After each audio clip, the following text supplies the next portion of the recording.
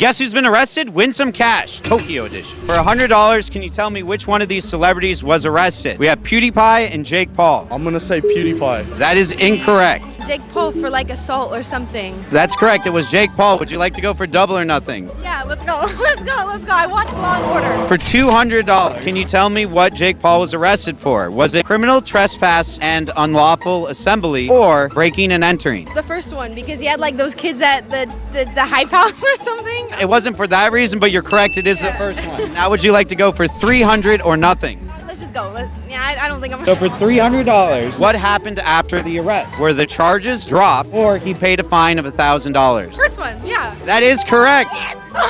All right, now for an extra $100, do you follow me? Yes, because you're like, can I kick out my kids or something? She's definitely watching my videos. I'm going to trust that she follows me. Got $400 here for you. Thank you so much. Thanks for playing. Thank you so much. I love you. This is how the cops you over.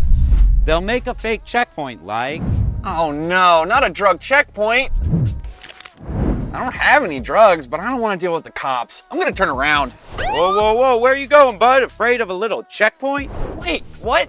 No, While drunk driving checkpoints are legal, depending on your state, the Supreme Court ruled that random checkpoints for illegal drugs is unconstitutional. At a DUI checkpoint, cops get a second to look at your tags and smell your breath, but they can't search your car without probable cause. All right, you're good. Keep it moving.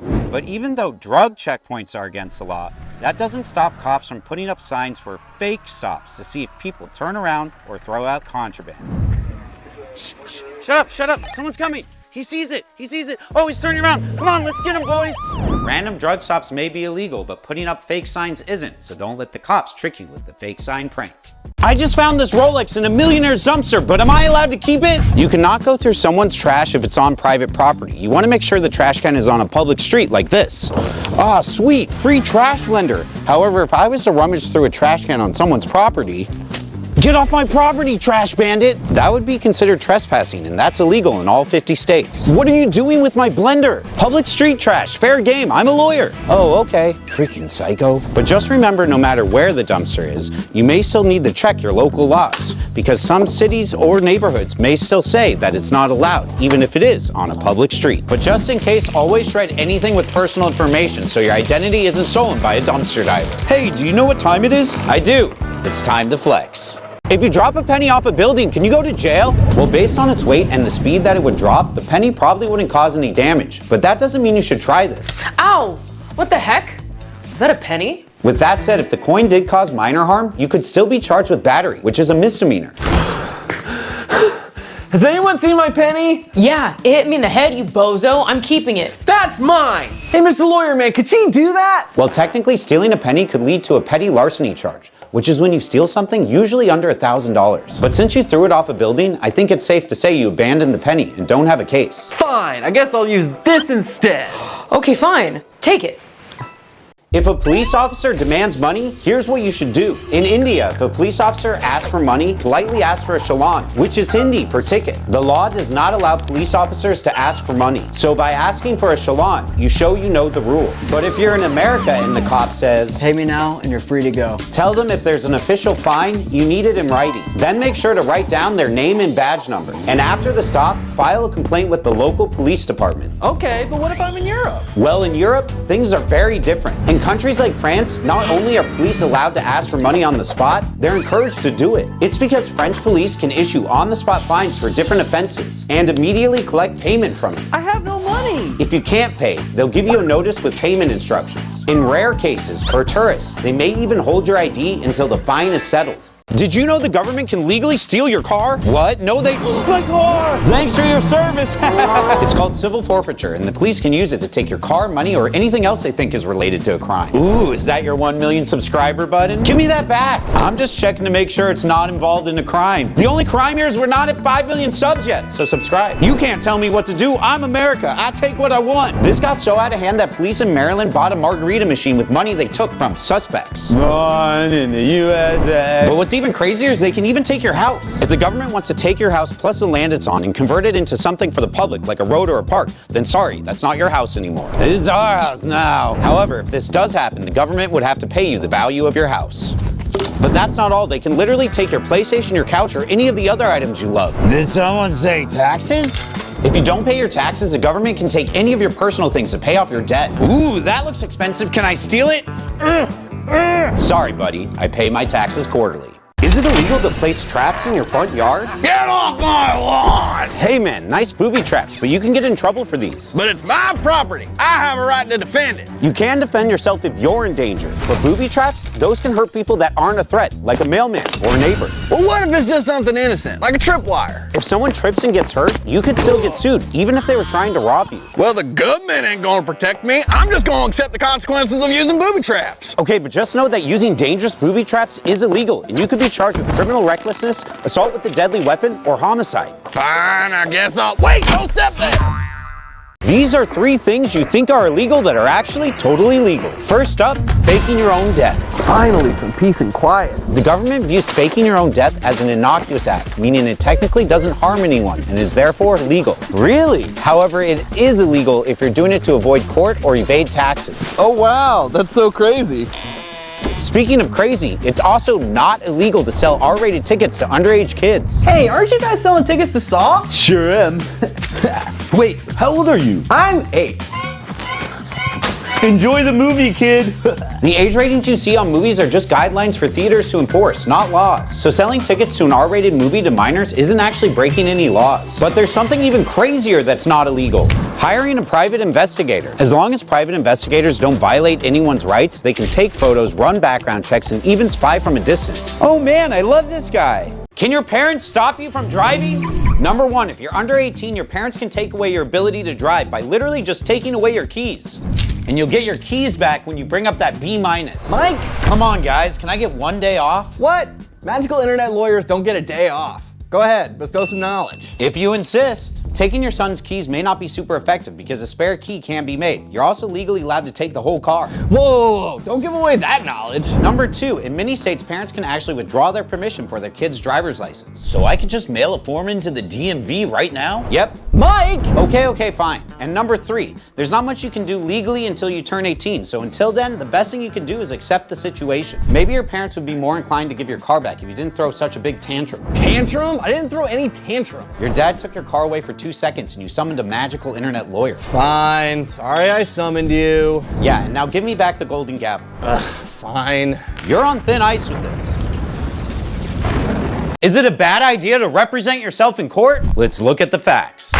Number 1, you could incriminate yourself. Your Honor, I did not steal my neighbor's juicer. Oh, that's good. I was just about to... Just because I famously love juice, and I've been jealous of the juicer that's been on my neighbor's counter collecting dust when I could be juicing? I mean... Yeah, you definitely stole that juicer. Number 2, you just don't know what you're doing. Courts have a lot of rules and procedures. You can't just wing it. I object. What? I, object? Object to what? Going to jail? We haven't even gotten through the opening statements. It's gonna be a long day. I would like to filibuster. Nope, stop. I can't handle this much stupid. And number 3, it's just not worth the risk. More often than not, you're in better hands with a professional lawyer. Has the jury reached a verdict? We have, Your Honor, and we find the defendant definitely guilty. What? But I sent y'all candy care packages. That's not allowed either. Aw, man. I should have at least gone with a public defender. And I should have never taken a government job. Here's what to do when the police are at your door. This is the police, open up. Oh no, should I answer them? If you want, but you're not legally required to open the door or even answer the police when they knock. Okay, bet. New Master 32, I own you. But they could be here to warn you about a criminal on the loose, or they could have a warrant, in which case you do have to open up the door. Okay, so what should I do? Without opening the door, just say, how can I help you? Okay. Hello, officer. How may I help you? Well, we have reason to suspect a crime took place inside here. Open the door. The only crime that happened here is me blasting noobs, man. This is serious. Ask them for a warrant. Do you have a warrant?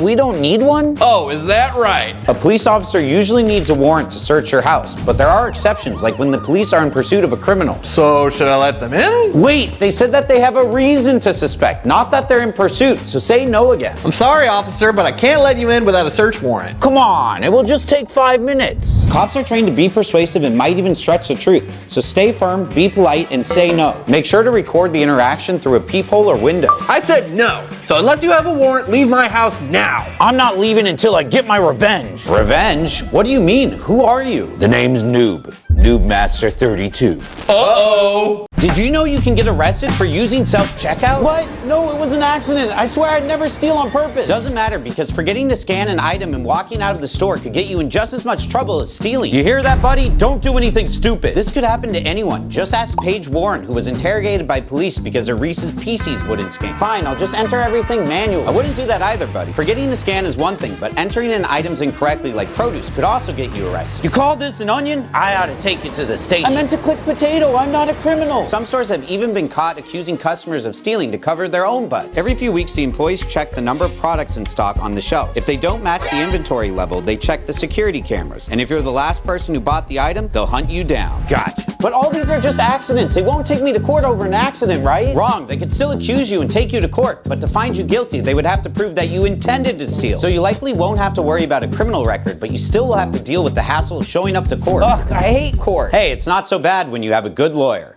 This is how to talk to the cops when you get pulled over. Wait here, I'm getting the canine. Canine? I don't consent to a canine search. Good thing my dog here doesn't care. Aww. Wait. Police actually don't need consent to let the canine sniff outside your vehicle. If the canine is on site, it's Sniff City. I'll be back, I'm getting the canine unit. How long is that gonna take? I'll just be a sec, I'm gonna call it in. Canine will be here and we'll get to sniffing. Okay, I'll be right here. Before they get the dogs, ask if you're free to go. Unless they have reasonable suspicion, they can't keep you waiting extra time. So don't be a chump and volunteer to wait. Am I free to go? Listen, I don't have reasonable suspicion, but the canine unit's adorable, so wait here. A few moments later. Who's a big tough canine unit? You are sniffing those drugs, good boy. If the cops make you wait, it's best to follow their order, but you'll want to argue in court that the search was improper without reasonable suspicion. Just make sure you hire a good lawyer. Can you get a tattoo if you're not an adult? Wait, how old are you? Relax, buddy, I finished law school. The short answer is, it depends. Dad, I'm 15 years old. It's time for me to get some ink. That's a shame, because in most US states, people under the age of 18 can't get tattoos at all. No ifs, ands, or buts. I hate you! But in some states, all you need is your parents' permission to get a tattoo, and you should be good to go. Thanks for driving me 8 hours to get a tattoo of this band I just heard of for the first time. I'm sure I'll never regret it. No one ever does. West Virginia, here we come! However, some states require that you're at least 13 to 16 years old, even with your parents' permission. What kind of state is this, Dad? Why don't you ask your brother? Sick. Even with your parents' permission, most tattoo artists will turn away anyone under 15 because kids aren't done growing. If I give them a tattoo now, it's going to deform and warp before they can vote. Hey, my brother wants to do Fortnite skin on his skin. Tattoos used to mean something. What? We got my dad's permission. What happened to the customer's always right? The customer can come back after they're potty trained. If a pothole damages your car, you can actually get it fixed for free. Ah! Number 1, take pics of the hole. Take pics of what? Take pics of the hole, damage to your car, get at least 2 estimates for the damages, or get a receipt for the fix. Wow, that's a whole lot of stuff, get it? Number 2, report and file a claim against the government. Who are you sending the hole pics to? The people that can A, fix this pothole, and B, pay me back to make me whole again. And depending on where the pothole is will depend whether you go to the city or the state. What if there are a bunch of A-holes and reject your claim? I'm glad you asked. And number 3, when filing, also request their public records like the road inspection report and prior complaints about the pothole. You want a list of other people who were ignored? Yes, in most states you have to prove that the government knew or should have known to fix the pothole. So you can use that information to add your claim, or if they reject you, use it to sue. Which brings me to number 4, always report the pothole. Even if you don't plan on making a claim or suing, it'll make it that much easier for the next person to file. Now I got smooth roads and cash in my pocket. Now that's a wholesome ending. What to say when your parents say, because I said so. Repeat after me, ipsa dixit. What? Okay, don't actually say that. It's Greek for he said it himself and refers to an argument based on bad reasoning. That's because your parents are relying on their authority instead of supporting their arguments with evidence. So yeah, how are you supposed to respond to their arguments if they don't make sense? So what you want to do is ask your parents to explain their reasoning. Ask them, Could you please give me an explanation why? once you know their reasons, you can try to argue against it with your own evidence, just like a lawyer. And here's a bonus tip. Let them know because I said so is bad for your development. Dad, you know, when you say because I said so, it's very dismissive of a child's feelings, and the phrase itself lacks empathy. It's important that we validate a child's feelings and that we offer age-appropriate explanations of why we're making the decisions we're making. Or like, whatever. Yeah, well, I'll do that. Thanks, Dad. But you still have to go to bed. Oh, At the end of the day, no matter how great your arguments or evidence are, they may still say no, but at least now they'll treat you like an adult.